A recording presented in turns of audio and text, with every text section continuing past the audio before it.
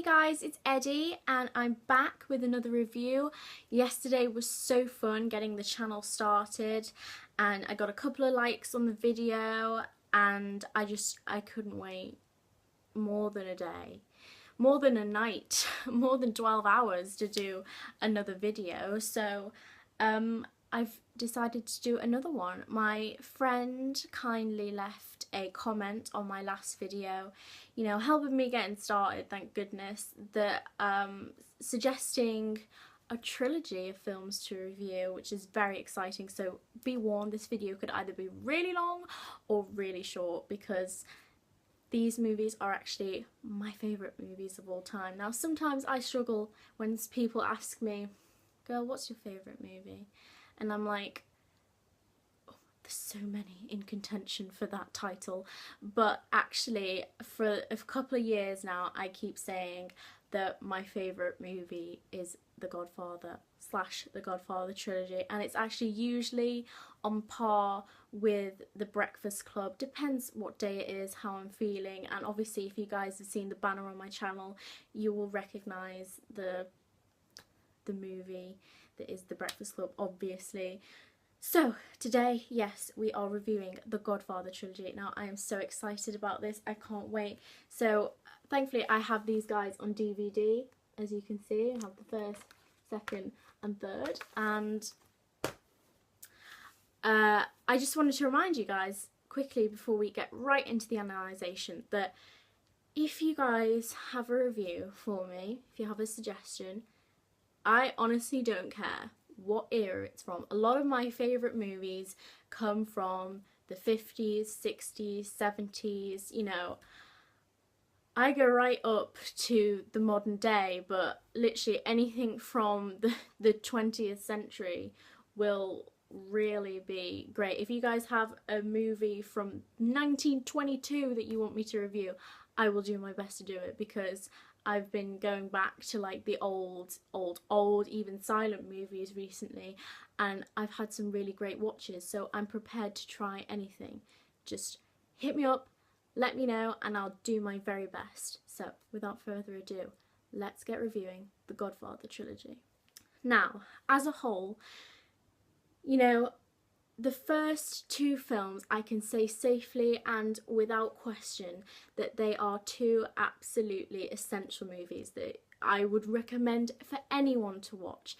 Doesn't matter if you're a huge film buff or not, I think that everybody should watch The Godfather and its sequel, because they are such fundamental parts of creating cinema and really showcasing cinema for how it has grown. And honestly, sometimes I think that the films we have today wouldn't exist without the Godfather Trilogy.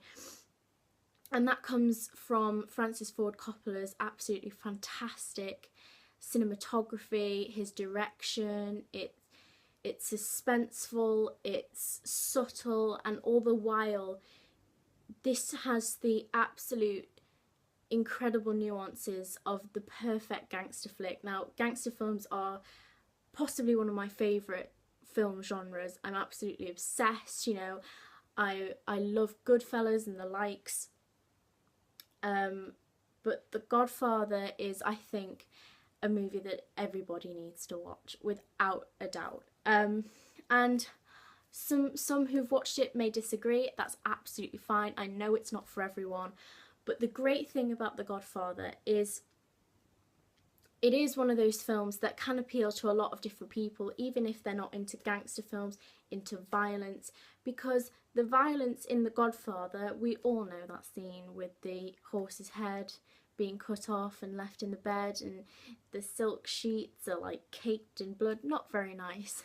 But compared to a lot of gangster flicks that I've seen, Goodfellas, the violence in The Godfather, because it was a couple of decades earlier, is fairly minimal. Like, there isn't that much that makes you really stop and go, oh I can't cope anymore. Like, I mean, I don't really get like that with films anyway, but with The Godfather in particular, I think it's tastefully done, it's subtle, and it's necessary to the film, because each piece of violence that's featured, such as, you know, Michael shooting Sollozzo and McCluskey in the Italian diner, basically contributes to the story. It is all relevant. It's not gratuitous, it's not excessive, it's completely relevant. So I think even people who are a little bit worried about watching violent films, you guys will be able to cope fine, I promise. And I've read the book a fair few times too, by Mario Puzo, and I'm just completely gushing about this film because I love it so much. And we have the Corleone family, of course, you know, Marlon Brando as Don Vito. We've got Michael, played by Al Pacino, who is just one of my favourite actors of all time. Anyone who knows me will know that I have a little bit of a crush on him. Well, I say little, but that's the understatement of the century.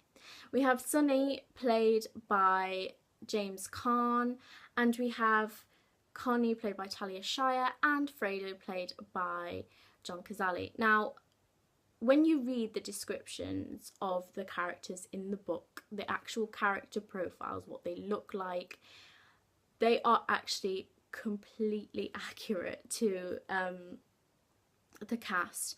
Now, I actually watched the film first, not always a great idea, but when I went back and read the book, I actually couldn't believe it. I was like, the casting is absolutely perfect.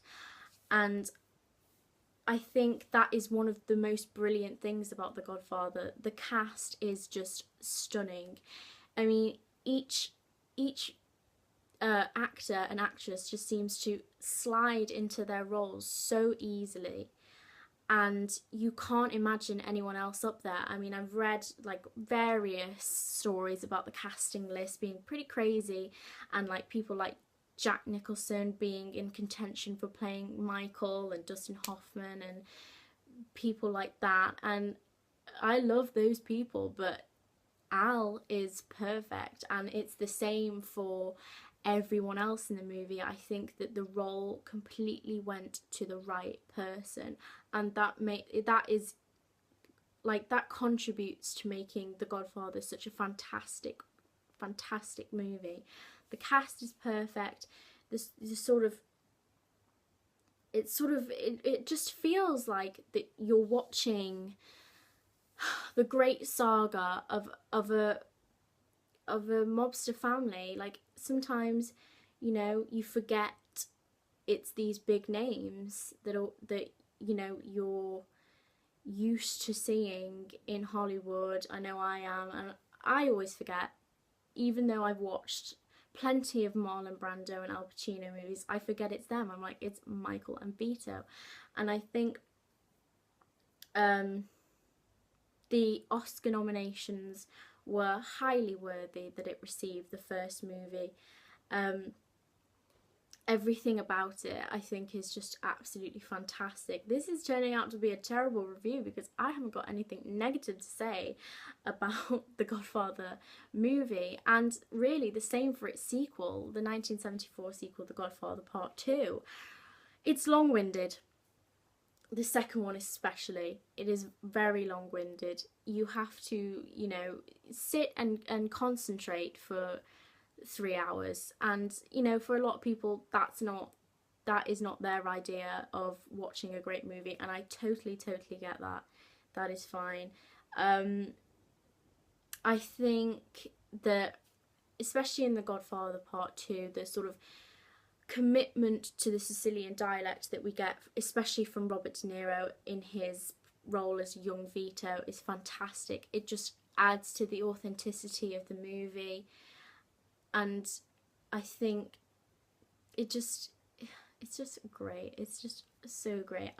I said to myself before this review, I was like, now be neutral, don't be biased, and I'm just like, but the whole thing is perfect. I certainly think that Al Pacino's Oscar, which he was nominated for Best Leading Actor in 1974 for his role in The Godfather Part 2, was oh my gosh, it was sorely missed out. I mean, he is just, I mean, the focus isn't always on Michael in the first film, but he completely steps up in the second movie, and it's just fantastic. His face, his expression, the subtlety is just stunning. And, you know, all he has to do in that scene, spoiler, where he's looking out onto the lake and, you know, he watches his brother be shot. All he has to do is bow his head and cover his eyes, and you just feel that rush of emotion. And it's so complex. He can portray, especially in these movies, I think these movies are possibly his finest work, but he can just portray 1,000 emotions in one look. And he is really lifted as well by the supporting cast. So, you know, Robert Duvall as Tom Hagen and Lee Strasberg as Hyman Roth. I think the casting is just fantastic, and Francis Ford Coppola knows how to place his actors into a shot.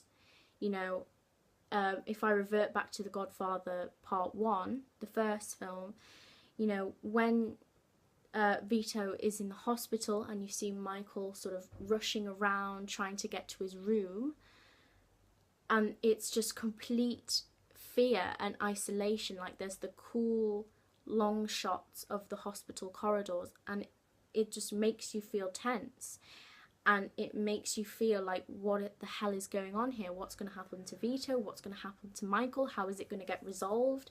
And I think for his earlier films, certainly the Godfather films, I think Francis Ford may have like lost his touch a little bit later on, but we won't get into that, because without doubt these films are just a credit to filmmaking, and he did an incredibly good job not only making them cinematic masterpieces, but also, you know, transferring the story from book to screen. I think he did an incredible job. His directing, the sort of dim lighting of the whole film just adds to sort of the loneliness, the gloom of the gangster world, and in which Michael, especially in the second film, is completely suffering. So that's that. And I will go on to the third film. This is a little bit painful for me, because again, anyone who knows me will know that I absolutely do not care for the third film. A lot of people, of course, will disagree, and that is completely fine. Like, I have no issue with that. I think as a film by itself, it's a great movie. I think, you know, it still has those great, you know, action scenes. You know, Al Pacino and Andy Garcia stand up in their roles fantastically, and I just can't get past the fact that we've had these two incredible films prior to it, that its predecessors are just stunning. And, you know, I wanted to see the third film, and I wanted the ending of the trilogy to do those two films justice, and I just don't feel like it did. I know that the rest of the films, people would call them arguably quite slow to get going, but the third one feels even more, in my opinion, it would feel even more like staggered and sludgy. Like, I don't really get excited. I don't get that same feeling of tense nervousness watching the third film as I do with the second and first. And I think the problem is actually in the script. I think the route that Puzo and Francis Ford have chosen to go down in the third film isn't really a testament to the first two. I think it makes sense, but also I just don't agree with the way that they sort of make Michael seem like a very weak character. You know, he sort of pleads to be back with his wife, who in the second film, spoiler, aborted his child without telling him. She lied to him, and as a man who is all about loyalty and family, I don't think that they really did him justice in the third film. And let's face it, the whole series has really been about Michael and how he's grown. And I think to end it in such a manner, while it may be, you know, perhaps more realistic than any ideas that I ever had for the movie, or that I could ever suggest, obviously it would be completely pointless because it's all ended. It ended in 1990, but I'm still angry about this. I just still think that perhaps the writing could have, you know, perhaps been more catered to giving Michael a better send-off, despite, you know, him being trapped in the life of a gangster, which obviously probably isn't going to end well, but that's just my opinion. I still think cinematically it's very beautiful. I still think it's got the same sort of lingering, haunting feel of the two first movies. I just feel like the third film is a little bit lackluster, and I just feel for me it doesn't end in the way that I wish it could, because I'm so emotionally invested in these movies. And I know that a lot of people think that The Godfather Part 3 is fine. I do have issue with Sofia Coppola playing Mary. I thought that while she's a great, fantastic and amazing director, just like her father, I think that perhaps somebody better could have been better cast in the role of Mary to perhaps lift the film a little bit more. That would have been great. But apart from the third and final movie, I do not think that you can truly fault the Godfather series. As I said, the films are very important to me. I actually, earlier this year, in July, I went to the place in Sicily where it was filmed, and that was an amazing experience for me. So obviously from that you guys know how much these films mean to me, and it's great to review them. Obviously I'm a little bit biased, so I apologise for that, but obviously I do, you know, see the good and bad points that I've seen voiced by many, and all I can do is give you my honest opinion. And obviously you guys have just heard that I hate the third one, so it's not all sweetness and light when it comes to the Godfather series with me, but that's that.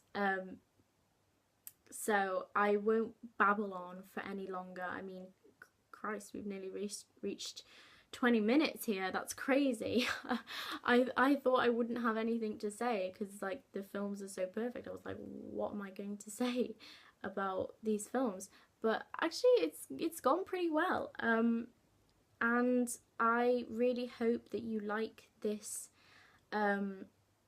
review. I really hope that you watch these movies. I think they are so brilliant, and they are just essential viewing in my opinion. And if you watch them and you don't agree, that's great. That's fine. That's the beauty of cinema, as I said, and you can just hit me up in the comments and be like, here's my favourite movie, review it for me, and I don't care what it is, I will do it. So please give me your suggestions. I hope you've enjoyed this review of the Godfather Trilogy, and I will see you in the next video.